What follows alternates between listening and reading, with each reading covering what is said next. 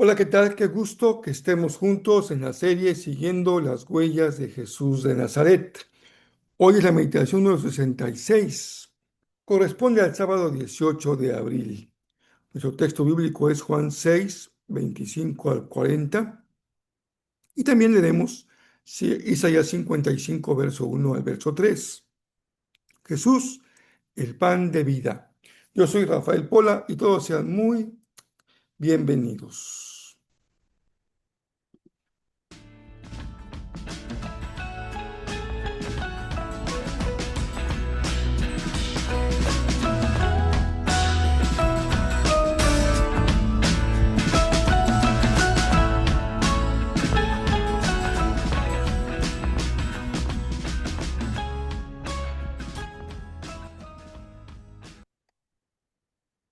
Qué gusto que sigamos juntos este sábado 18 de abril. Estamos ya terminando la semana número 11 de la serie Siguiendo las huellas de Jesús de Nazaret. Es la meditación 66. Ha sido una gran bendición ir leyendo texto tras texto el relato de los evangelios sobre Jesús, su naturaleza, su misión, su tarea, su persona respondiendo una pregunta clave. ¿Quién es aquel a quien seguimos? Una pregunta clave para ti y para mí respecto a nuestra fe. Bueno, hoy vamos a continuar con nuestra lectura correspondiente y leeremos antes, como hemos hecho las últimas meditaciones, el texto que refiere a lo que Jesús hizo, dijo, enseñó durante el tiempo de su ascensión, previamente, mejor dicho, corrijo, durante el tiempo de su resurrección hasta su ascensión. Hoy vamos a Juan 20, 21 al 23. Seguimos con ese relato en Juan. En el verso 21 continúa el evangelista diciendo, una vez más les dijo, la paz sea con ustedes. Como el Padre me envió a mí, así yo los envío a ustedes. Entonces sopló sobre ellos y les dijo, reciban el Espíritu Santo. Si ustedes perdonan los pecados de alguien, esos pecados son perdonados. Si ustedes no los perdonan, esos pecados no son perdonados.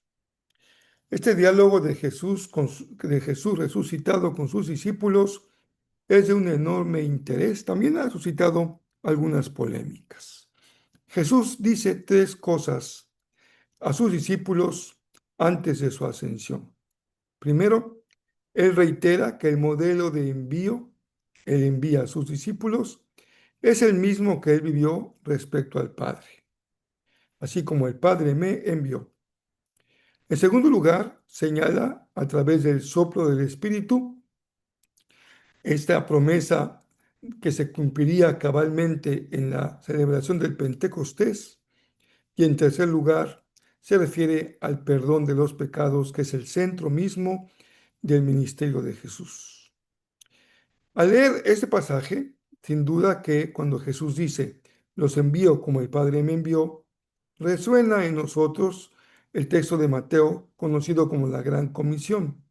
Jesús envía a sus discípulos hasta el fin del mundo. Cuando Jesús habla acerca de recibir el Espíritu Santo, está anunciando la llegada del Espíritu como un viento poderoso. Y ya recuerden que en Pentecostés el pasaje de Lucas señala que se asentó en los discípulos como llamas de fuego. Y al final, cuando habla Jesús acerca del perdón, no podemos dejar de pensar en lo que enseña el Padre nuestro. Perdónanos como nosotros también perdonamos.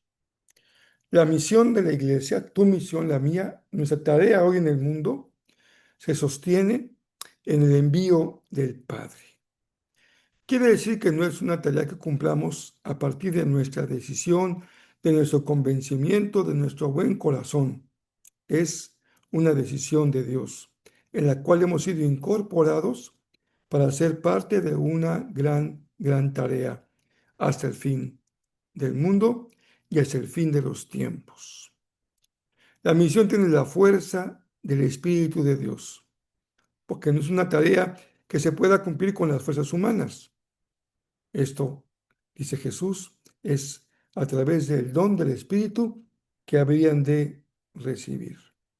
¿Y qué otro puede ser el leitmotiv de la tarea de la Iglesia si no es el perdón de los pecados? Este perdón que se anuncia mediante las buenas nuevas. Solamente una iglesia en misión que proclama las buenas nuevas desata en los que escuchan las cadenas que los tienen atados y que se tienen que romper mediante el perdón. Primero, el perdón que solo corresponde a Dios, porque Él es el Padre, Él es el juez, Él es el Señor. Y segundo, el perdón que también nosotros otorgamos a quien nos ofendió, siguiendo el mismo modelo de Jesús.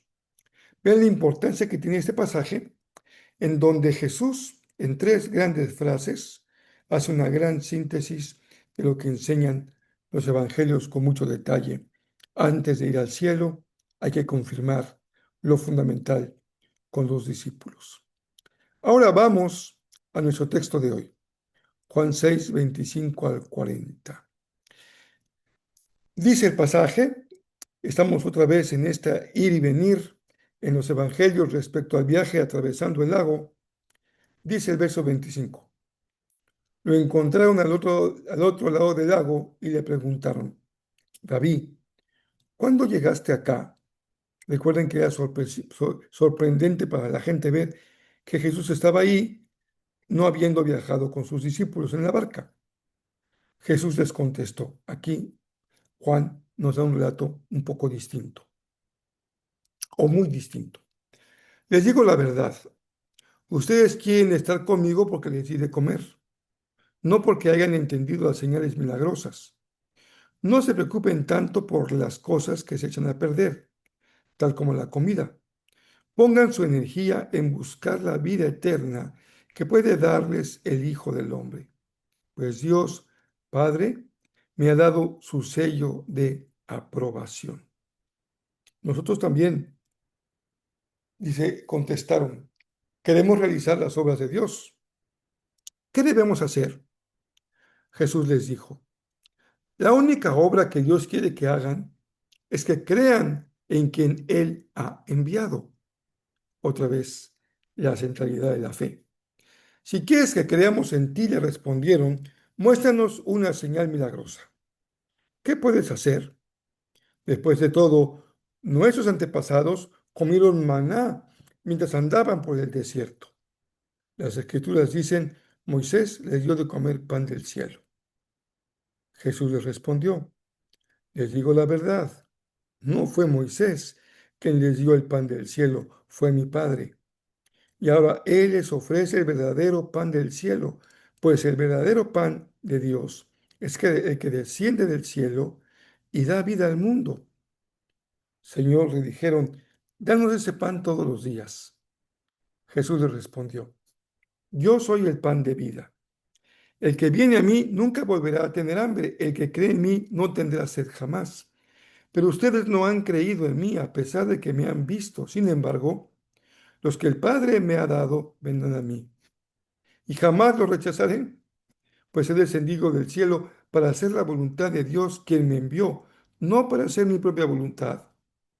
Y la voluntad de Dios es que yo no pierda ni uno solo de todos los que Él me dio, sino que lo resucite en el día final. Pues la voluntad de mi Padre es que todos los que vean a su Hijo y crean en Él tengan vida eterna, y yo los resucitaré en el día final. Bueno, créanme que no puedo exagerar la importancia que tiene este pasaje, esta enseñanza de Jesús. Es una enseñanza realmente fundamental o clave, sin duda.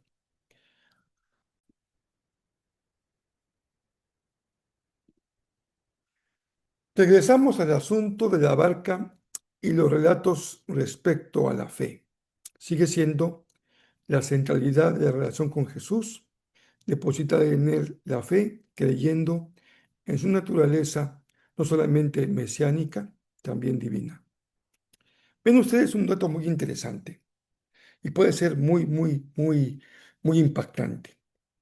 Hace algunos años se levantó y publicó una encuesta mediante la cual se preguntaba a pastores, sacerdotes, misioneros, teólogos, obispos, profesores de seminario, si seguían creyendo los temas centrales del cristianismo. Les preguntaron, ¿siguen creyendo en el nacimiento virginal de Jesús? ¿Siguen creyendo en la deidad de Jesucristo? ¿Siguen creyendo en la resurrección de Jesús y la resurrección de los muertos? ¿En la ascensión? ¿Siguen creyendo en la vida eterna y que Jesucristo regresará en el día final en carne? La respuesta ya se sospechaba. Un alto porcentaje contestó que no, ya no creía en eso. Y cuando les preguntaron por qué se mantenían en sus ministerios, muchos contestaron con, pues no sé si con sinceridad o con cinismo, que no abandonaban sus tareas porque no sabían hacer otra cosa. ¿Sorprendente? No tanto.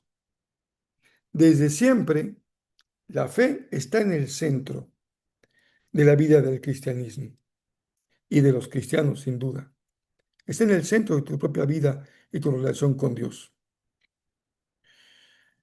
Y desde siempre la fe ha sido un desafío. Los discípulos, como hemos visto, una y otra vez lucharon con lo que creían acerca de Jesús. Incluso más de una vez se preguntaron, ¿y quién es este hombre que hasta esto hace? Pero su respuesta no le resolvía sus dudas de una vez y para siempre. La pregunta respecto a la fe en Jesús, ayer y hoy, regresa una y otra vez. Pero hagamos un pequeño alto para diferenciar entre lo que es la incredulidad de la duda. La duda es algo muy humano, la duda no es pecado, la duda es incluso saludable, porque la duda pone en cuestión algunas cosas en las que creemos. La duda nos hace investigar. La duda nos ayuda a crecer una vez que se han resuelto las disyuntivas. La duda nos permite madurar en nuestra fe, porque quien lo ha superado, quien ha resuelto una disyuntiva en su vida respecto a su fe, está un escalón más arriba que los demás. A diferencia de la incredulidad, Jesús no se encontró con dudas en muchos de sus interlocutores, se encontró con personas con un corazón duro e incrédulo. La dureza del corazón. Ya más religiosidad encontraba, más dureza encontraba en el corazón. Es cuando la palabra dice, están viendo el milagro y no creen. Así que ya hemos aprendido que si tiene una importancia sin duda en nuestra vida cristiana los hechos portentosos y maravillosos de Dios. Hemos aprendido que tiene un lugar, aunque no el más importante, lo que ves, lo que oyes, lo que sientes, lo que tocas. Los datos de nuestros sentidos no son suficientes para sustentar nuestra fe. Ponerlos como base de la fe acaba siendo una verdadera pérdida de tiempo. Jesús es muy claro y les dijo con toda certeza y verdad, con toda transparencia a los que le seguían. Ustedes andan siguiéndome porque les doy de comer o porque los he sanado. En realidad, no han creído en mí. Y si no han creído en mí es porque no han asimilado lo que dice la escritura acerca de mí y lo que él afirma acerca de él en esa conversación. Él mismo testifica acerca de su identidad. Esta pregunta es clave porque pasamos de las señales de las que Juan, recuerden que la primera parte del Evangelio, conocido como el libro de las señales, Juan da cuenta de 7 grandes señales, pero aquí se intercala con otras 7 cosas de Juan, que son los 7 yo soy. Así que aquí encontramos la manera como Jesús da testimonio de sí mismo. En esta conversación pasamos entonces de la señal al yo soy. Por eso Jesús elude con los que conversan con él el tema de la señal. Incluso reinterpreta o interpreta correctamente el maná, asociándolo no con Moisés, sino con el Padre. Es la señal, verdadera señal. Y le preguntan, hablan de Moisés, porque están diciendo, entre líneas dicen, bueno, Moisés, creemos en él por las señales que hizo. Danos tus señales para creer en ti. Pero Jesús contesta, mi señal es un yo soy. Yo soy. Es así como Jesús va a hablar acerca de sí mismo, aunque lo hará recurriendo a una metáfora, una forma simbólica de hablar de él mismo, el pan de vida. En Juan 6, 25 al 40, que es el que estamos leyendo hoy, Jesús se define a sí mismo no solo como aquel que puede hacer milagros, y los hace, y lo sigue haciendo en nuestra vida de manera extraordinaria. Él se define a sí mismo como la fuente de la vida, el pan de vida. Utiliza por eso esa metáfora del pan, para establecer una distinción drástica entre la comida material, la que la gente va siguiendo, y la comida espiritual. Esta diferenciación es interesante e importante porque los judíos tenían una fe muy arraigada en su historia, sus hechos, su vida. Para ellos la provisión de la mesa, como el Salmo 1, como la copa que sobreabunde, es testimonio de la presencia de Dios. De acuerdo a un comentario de Raymond E. Brown, a que ya hemos citado en otras ocasiones, cuando Jesús declara, yo soy el pan de vida, él está usando la fórmula de la autorrevelación divina de Éxodo. Se presenta en este pasaje como el cumplimiento definitivo del maná del Éxodo. Vean el tamaño de esta afirmación. Al nivel de la autorrevelación del Éxodo, perdón, en donde Jesús se presenta como el verdadero cumplimiento de ese maná del don de Dios. Ese maná incluso es inferior porque ese maná perecía con el tiempo. Pero Jesús afirma ser el don que es Dios mismo. El don es donarse a sí mismo, descendiendo del cielo para otorgar una satisfacción que no se limita al bienestar físico, sino que tiene que ver con la dimensión espiritual de la vida. En esta afirmación Jesús se está identificando de forma perfecta con el Padre. Él es el enviado, cuya voluntad no es otra sino la misma que la de Dios, y con la misión específica de la tarea de preservar a quienes han creído en Él, garantizándoles, incluso al final de la vida, la resurrección en el día postrero. Fíjense además lo que afirma Jesús. Eso es impensable para el pensamiento, perdonen la reiteración, la redundancia, para el pensamiento de fariseos y saduceos. Él podía asegurar la resurrección de los que crean en Él y asegura en este texto tu resurrección si has creído en Él. Él es el pan que alimenta tu alma, el pan que asegura esa fuente de vida que nunca se agota, el pan que también te da la seguridad, la tranquilidad, la confianza de que en ese día final vas a tener la vida eterna. Cuando uno analiza con más detalle este texto de Juan 6, se revela, como decíamos ya, una profunda declaración de la identidad de Jesús respecto al Padre. Él, en las expresiones griegas, constituye una fórmula de autorrevelación, como ya hemos visto de acuerdo al comentario de Raymond E. Brown. Jesús no solo es un maestro, Él es la misma presencia de Dios entre los hombres, el pan de vida. Él utiliza esta expresión para presentarse como el sustento exclusivo y definitivo, contrastando su naturaleza con lo que perece y que aquí permanece para la vida eterna. Esta metáfora también nos conduce al tiempo de la sabiduría judía, la literatura sapiencial, en donde la misma sabiduría es vista como alimento espiritual, sugiriendo que en la persona de Jesús se encarna ahora la revelación máxima que antes se buscaba en la ley.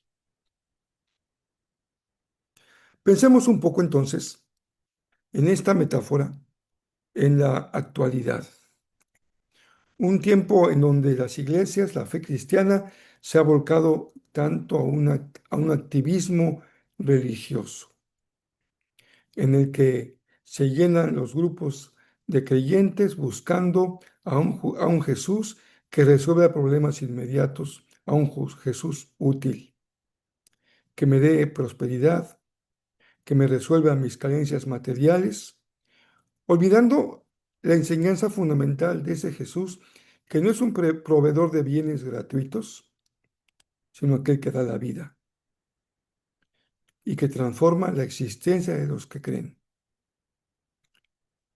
Esta dimensión práctica de la metáfora del pan de vida nos da una enseñanza básica respecto a esto que hay que desmantelar, la obsesión por el hacer. ¿Recuerdan la famosa frase de la marca de calzado deportivo Nike? Solamente hazlo, solo hazlo, ponte en movimiento. Ese parece ser el lema de nuestro siglo, ponte en movimiento. Aquí Jesús no llama al movimiento, llama a la fe. No hay que hacer cosas, le preguntan los que dialogan con él. ¿Qué obras tenemos que hacer? Jesús le dice, no son cosas que tienen que hacer, sino creer. Lo mismo hoy, donde a veces nos carcome, nos llenamos, nos saturamos de todo tipo de actividades en un afán enfermizo por el éxito, la riqueza, la prosperidad y el bienestar. Hasta el ejercicio se convierte hoy en hacer, en un hacer obsesivo. Aquí hay una dimensión de la fe que tiene sin duda un aspecto crítico de la sociedad de hoy. Se trata entonces de creer como nuestra obra fundamental, entendiendo la fe no como eso que sirve para hacer transacciones, para obtener beneficios, sino como esa decisión de entrar en relación con Jesús profunda, verdadera, cada día. Hoy encontramos un montón de sustitutos del pan de vida que ofrecen satisfacciones temporales como en el tiempo de Moisés. Por eso hoy se enfatiza con claridad respecto a la enseñanza de ese texto bíblico que alimentarse de Jesús también significa redirigir nuestros deseos profundos hacia la única fuente que garantiza seguridad eterna y propósito, a través también de ese gran ofrecimiento que es la resurrección. Vivimos un mundo de mucha ansiedad, de muchas cosas por hacer, de muchos recorridos por cubrir, de mucha religiosidad de todo tipo, pelo, color y tamaño. Aquí Jesús simplemente nos dice, la obra mayor que el Padre espera que tú hagas es creer. Por eso es tan terrible, tan impactante la encuesta a la que hacía referencia al inicio de esta meditación. Porque en medio de tantos rituales, actividades, publicaciones, clases, conferencias, cultos, shows, espectáculos, en el corazón mismo de la iglesia, de los creyentes, de sus líderes, está la crisis agonizante para muchos de fe. En algunos casos, una fe que se ha convertido en, pues suena duro decirlo así, pero es una realidad, en un cementerio. Jesús, sin embargo, nos da una palabra tan bella, tan profunda y tan esperanzadora. Vean lo que dice Isaías 55, 1 al 3. ¿Alguien tiene sed? Venga y beba, aunque no tenga dinero. Vengan, tomen vino o leche, es todo gratis. ¿Por qué gastar su dinero en alimentos que no les dan fuerza? ¿Por qué pagar por comida que no les hace ningún bien? Escúchenme y comerán lo que es bueno, disfrutarán de la mejor comida. Vengan a mí con los oídos bien abiertos, escuchen y encontrarán vida. Haré un pacto eterno con ustedes, les daré el amor inagotable que le prometí a David. Escuchen, Jesús dijo, yo soy el pan de vida, que encontrarán vida, el pan que nunca se agota. No basta con saberlo, porque podías saber todo esto que he explicado hoy si eres un creyente en Jesús que lo sigues ya por mucho tiempo. Si estás empezando tu carrera cristiana, tal vez ya también sepas algunas cosas básicas. Pero lo importante en este pasaje, como en todos los evangelios, no está centrado en lo que sabemos, sino en lo que creemos. Y la única manera en que este texto sea poderoso y haga un verdadero cambio en tu vida es que tú creas en Jesús como el pan de vida. Déjenme compartirles ahora una frase memorable de un gran pensador español. Justamente en una sesión eh, por, por Zoom de esta semana, nuestro querido hermano el pastor Joel Sierra nos compartía su tesis doctoral sobre Miguel de Unamuno. Coincidentemente, hoy tengo una cita para ustedes de Miguel de Unamuno. Él escribió un libro llamado Del sentimiento trágico de la vida. En ese libro, Unamuno escribió: no nos basta con que Dios sea verdad y justicia. Necesitamos que sea vida y vida eterna. No nos basta con la idea de Dios. Necesitamos al Dios que se hace pan para que lo comamos. Espero que tengan este día un tiempo de reflexión, de meditación, estén listos para que mañana con todo el corazón adoremos al Señor en su casa con nuestra familia espiritual, que el Señor nos hable y que sea un día de bendición para cada uno de ustedes y sus familias. Por aquí nos encontramos, si Dios nos presta vida, el próximo lunes. Esta es la serie Siguiendo las pisadas de Jesús de Nazaret, las huellas de Jesús de Nazaret. Yo soy Rafael Pola.